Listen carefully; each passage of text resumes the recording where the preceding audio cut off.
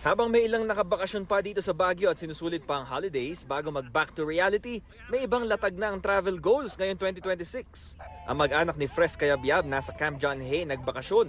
Sama-sama raw sa summer para sa next stop ng kanilang bucket list. Ang plano namin ay makarating ng Sagada ulit. Sama-sama mga pamilya para yung memories, syempre.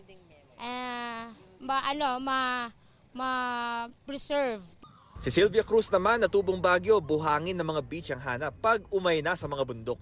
If ever gusto namin baler, La Union para may dagat. Ang vlogger na si Dudong Daos, ibang adventure ang gustong maranasan. Gusto ko Palawan eh. Magbo-boat ka, kayak, tas pupunta sa iba't ibang island. Level up naman ang couple goals nila Shaira at Jandel. Gusto nilang matatakan ang mga passport nila.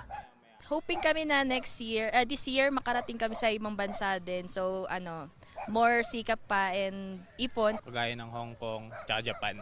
Pero tiyak na may babalik din sa City of Pines, lalo na para sa kanilang taunang Panagbanga Festival tuwing Pebrero. Ngayong taon, mula February 1 hanggang March 8 ang pista.